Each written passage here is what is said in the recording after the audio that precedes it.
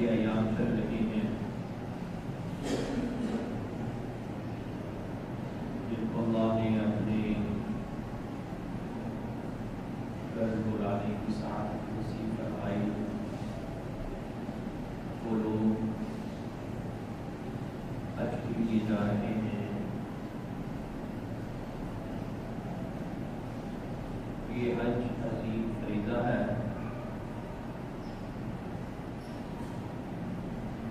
اور اسلام کی بنیادوں میں سے ایک اساس ہے۔ اسلام کی عمارت جس طرح کلمہ توحید، نماز، روزے پر کھڑی ہے، اسی طرح اسلام کی عمارت اس حج پر بھی، اس حدود پر بھی کھڑی ہے۔ یہ حج وہ فریضہ ہے جو سب مال پر، جس کو اللہ نے اتنا مال دیا ہو تو اس سفر کے راستے میں اخراجات کو برداشت کر سکے، صاحب مال ہو، اتنا ظاہرہ موجود ہو، اس کے اوپر فرض ہے، ضروری ہے اس فریضہ حج کی ادائیگی۔ جس طرح نماز جب فرض ہو جائے نہ پڑھنے والا گنہگار ہوتا ہے، اسی طرح حج جب فرض ہو جائے، صاحب مال ہو جائے، استطاعت موجود ہو،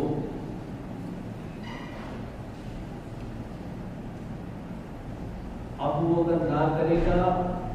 گنہگار ہوگا، اللہ کے ہاں مجرم ہوگا۔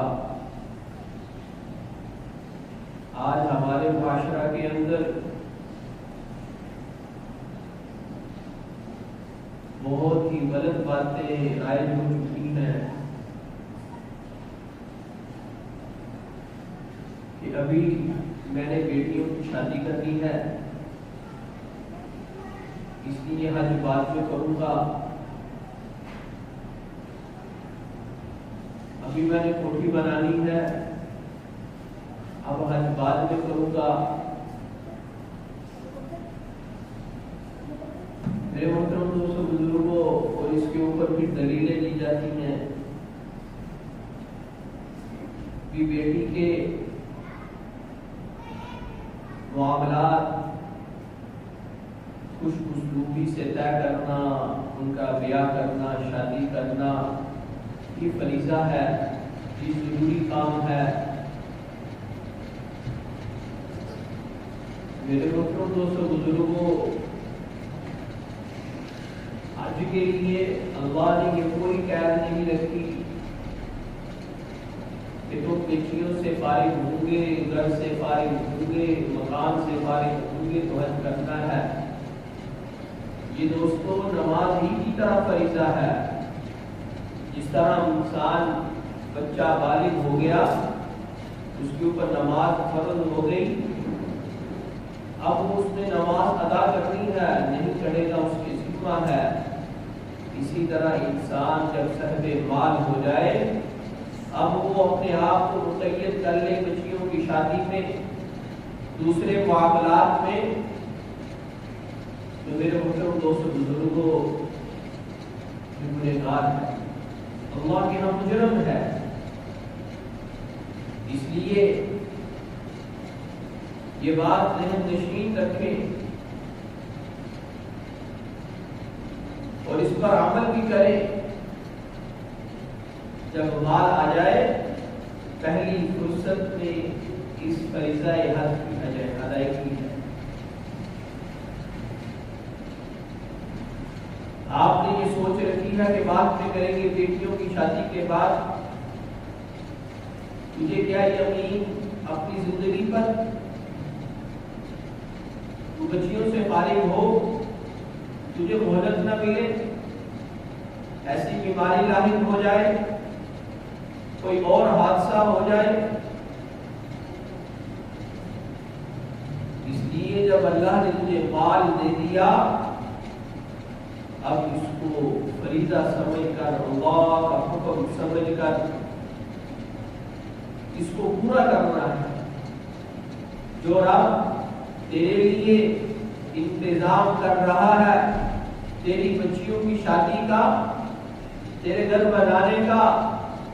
وہ رب قادر ہے کہ تجھے اپنے گھر بھی بلائے اور تیری بچیوں کے فرائض سے بھی تجھے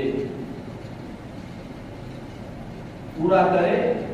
اس رب کے لیے دوستوں کچھ مشکل اللہ کے احکامات کو پورا کرنا یہ دوستوں انسان کی اول ترجیح ہونی چاہیے۔ فرائض کی ادائیگی انسان کی اول ترجیح ہونی چاہیے کہ انسان کے ذمہ جو فرائض ہیں جس سے انسان کو چھٹکارا نہیں ان کو سب سے پہلے اس کو ادا کرنا ہے۔ تو دوستو یہ حج عظیم فریضہ ہے، یہ اللہ کا حکم ہے۔ اس حج کرنے سے جو صاحب مال ہے اس کی کتنی اضافہ ہوتا ہے، مال بڑھتا ہے، پریشانیاں دور ہوتی ہیں، اللہ کا قرب نصیب ہوتا ہے کہ جس انسان کو یہ نعمتیں مل جائے اس کے لیے بقایا نعمتیں کیا حیثیت رکھتی ہیں۔ اس لیے اس حکم کی ادائیگی، اس فریضے کو پورا کرنا یہ بے حد ضروری ہے۔ تو دوستو یہ حج حضرت ابراہیم علیہ السلام کی دعائیں ہیں جو اولو العزم پیغمبر تھے، جد امجد تھے، میرے محبوب صلی اللہ علیہ وسلم کے نسل جو ہے حضرت ابراہیم سے ہے۔ میرے محبوب نے فرمایا کہ میرا دین بھی دین حنیف ہے، جو ابراہیم علیہ السلام کہ ہر ایک سے کٹ کر ایک سے یاری لگانا، ہر ایک سے منہ موڑ کر ایک کی طرف متوجہ ہونا، ہر در کو چھوڑ کر ایک در پہ جھکنا، یہ حضرت ابراہیم علیہ السلام کا عقیدہ اور نظریہ۔ تو میرے محبوب نے فرمایا کہ یہ حضرت ابراہیم علیہ السلام کی دعائیں ہیں، ان کی ادائیں ہیں، اللہ رب العزت نے ان کو حج قرار دیا۔ تو گزشتہ جمعہ بھی عرض کیا تھا کہ دیکھو حضرت ابراہیم علیہ السلام نے اللہ کے حکم کی کس طرح تعبیر کی کہ اللہ رب العزت نے ان کے ان حکموں کو ماننے پر، لبیک کہنے پر، آمین کہنے پر، اپنے آپ کو اللہ کے حضور پیش کرنے پر اللہ نے صرف ان سے راضی ہی نہیں ہوا، ان سے خوش ہی نہیں ہوا، بلکہ ان کے عملوں کو اللہ نے رہتی دنیا پر زندہ کر دیا کہ یہ عمل بھی تمہارے قبول ہے میرے ہاں، تم میرے مقرب بھی ہو، محبوب بھی ہو، اور سب سے بڑھ کر تمہارے ان امور کو، ان کاموں کو جو تم نے میری رضا کے لیے، میرے حکموں کو پورا کرنے کے لیے، میری رضا کی خاطر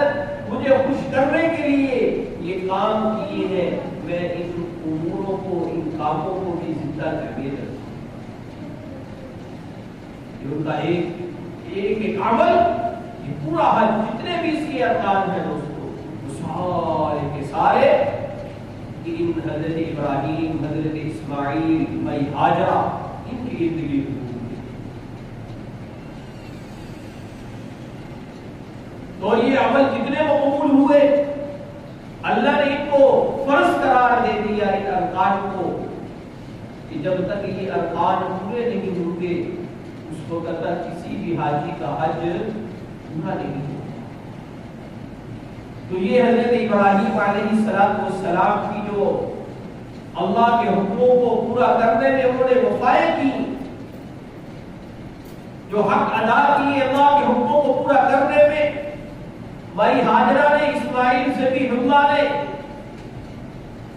میرے محترم دوستو بزرگوں، اللہ رب العزت نے رہتی دنیا کے لیے ان کو جاری اور ساری کر۔ دیکھو کتنا اچھا بھلا انسان ہوتا ہے، اچھا بھلا اس نے لباس پہنا ہوتا ہے خوبصورت، اپنے ماحول کے مطابق برانڈڈ سوٹ ہوتا ہے، لیکن جیسے ہی وہ اس حج کا ارادہ کرتا ہے، اس سفر کا ارادہ کرتا ہے، نکلتا ہے، اللہ کہتے ہیں کہ اب تو میرے پاس آ رہا ہے، تو خلیل اللہ، ذبیح اللہ، مائی ہاجرہ کی ادائیں پوری کرنے کے لیے آ رہا ہے، اب تو اپنے اس لباس کو اتار دے۔ اب وہ لباس نہیں ہوگا جو تو نے بڑے اچھے برانڈ سے لیا،